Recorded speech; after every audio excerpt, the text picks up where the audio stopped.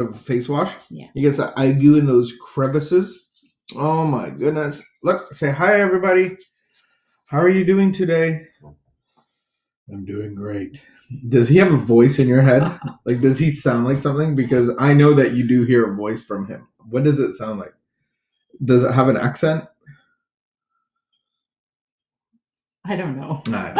It's 11 o'clock. We are just getting at our morning devos. Yeah. I think it's okay to mess it's up. It's a mid-morning pause. Anywhere from 8:30 till... It's good to pause during your day and... Yeah, I've had a busy day already. And a nice day. We just got to hang out. One of my favorite things is having a coffee with you and hanging out.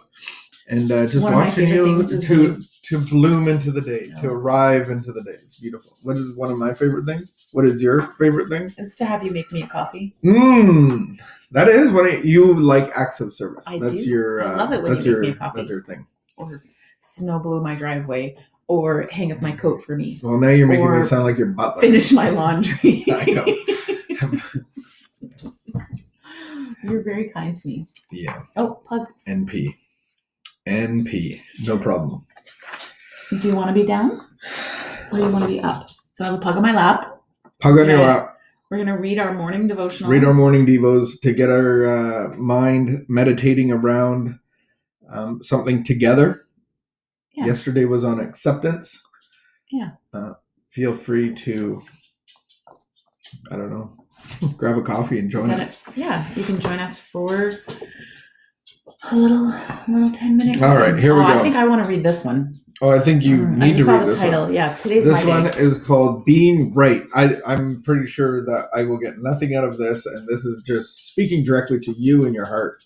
I wish the and other probably has some suggestions for you. I wish the other dog would go lay down. Mocha, go lay down. All right. Being right. She's way bossier than you are.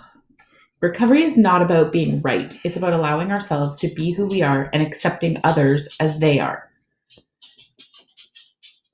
That concept can be difficult for many of us if we have lived in systems that functioned as the right-wrong justice scale.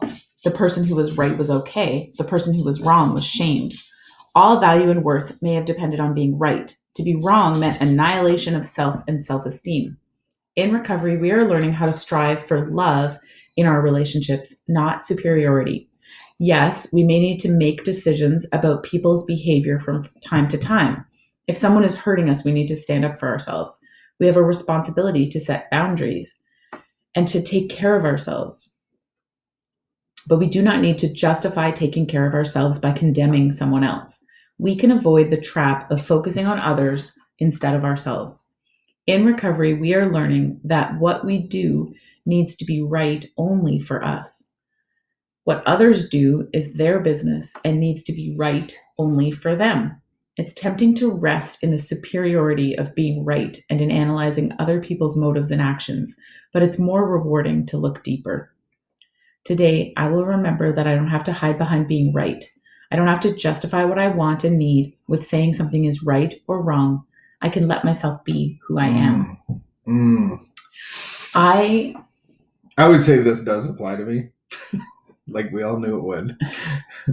Go ahead. I really like, and I was just talking about this with someone the other day, the idea of like avoiding right fighting, right? And that when you get into like an argument, right fighting, like right fighting doesn't benefit anybody. Oh, right. Like I got to be right fighting. I could be arguing with my spouse with the goal of being right. Like no one wins when that happens. And we just go round and round in circles. Because it's like, it's not a conversation. It's just, you're trying to prove a point. And so like, what's wrong with just letting things lie of, we see things differently. Not wrong, just different. I heard a lot of judgment. So I make a judgment and I need to be right about it. So I can make a judgment about certain people or whoever, and then I'm right about it. And so I don't actually seek understanding. I actually don't seek a relationship. I actually don't act in love. And then the other thing that I've really, kind of defined my life is actually proving myself. So I'm always trying to prove a point. I'm coming from, in my heart that I wasn't good enough as a child and I had to prove myself. So the message was, you're no good and the vow was, I need everybody to see how good I am, and I'm going to prove that I deserve to breathe the same air as you and you. And so I've come from a life of trying to prove myself that I'm as good or if not better than you, and I'm worthy of you. So I'm always trying to prove that I'm right. And it really cuts me off to understanding. It cuts me off to learning. I'm not very teachable. And so that was kind of my upbringing of hiding this insecurity and shame of, where I've come from, my hurt and my pain, and that I don't fit in, that I don't feel like I belong. And then having disabilities to go along with that, I've really always tried to prove myself. And so I really had struggles of being wrong. And so when somebody calls me on something, I can't receive. And so God's really healed that part of my heart, and so it's something that I still have to watch out of am I proving myself in this situation. And then when you get into the marriage relationship, imagine always having a judgment and then trying to prove your point. Oh my God, just imagine that. Imagine living with somebody like that. Don't imagine too hard. I don't even think you have to imagine.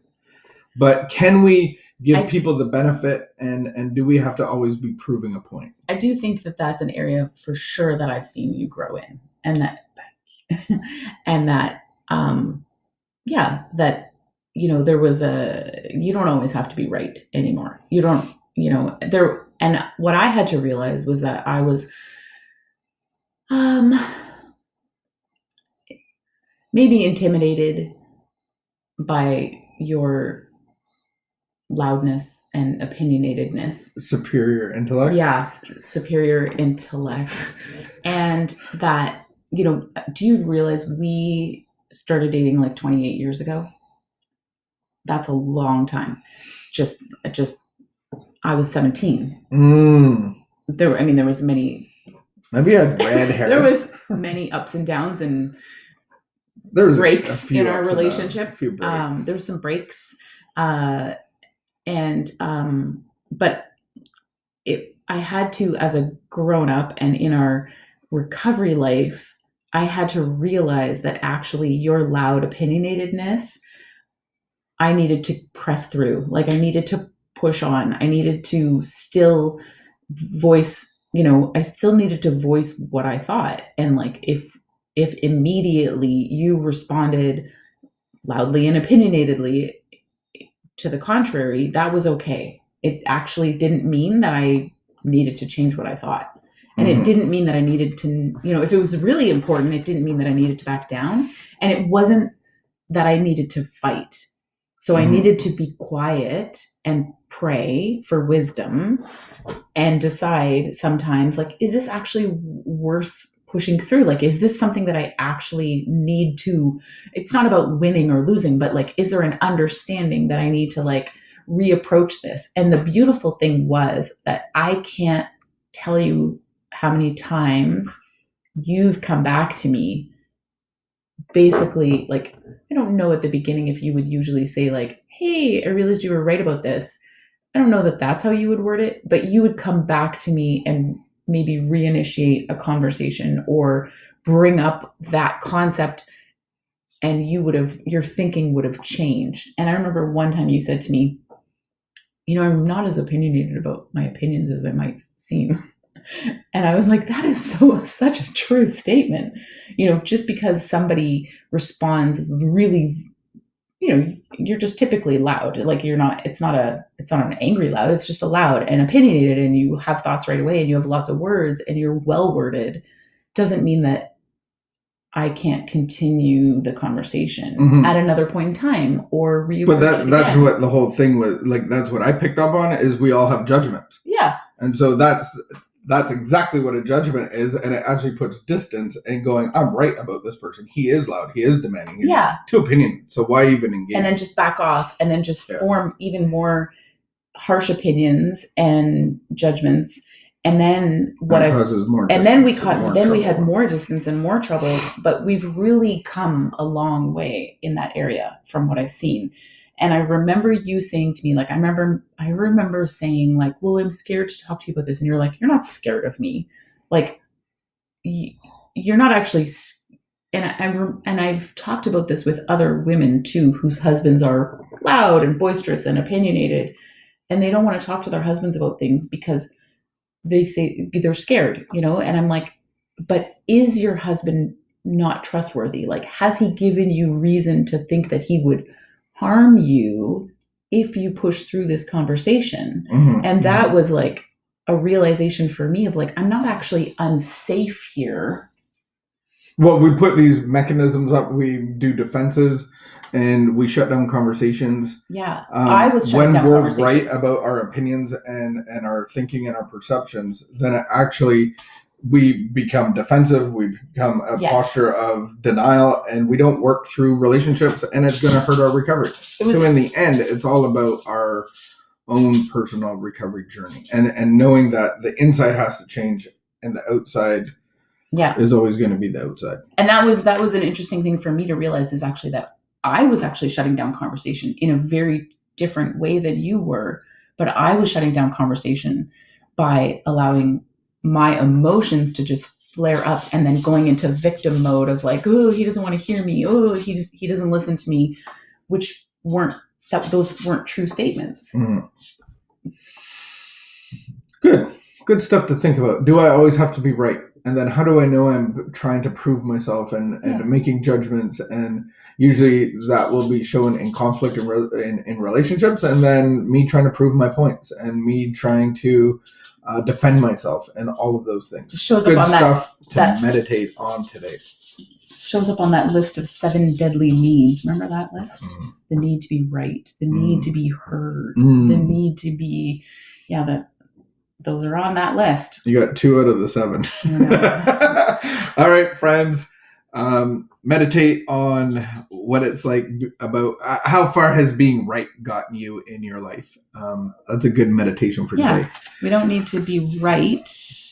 We can just be who we are and determine what is right for me. Yeah. What is right for me. All right. Keep your distance. Wash your hands. Do all the great stuff. Welcome in Ontario and Ottawa to the freedom that we have right now.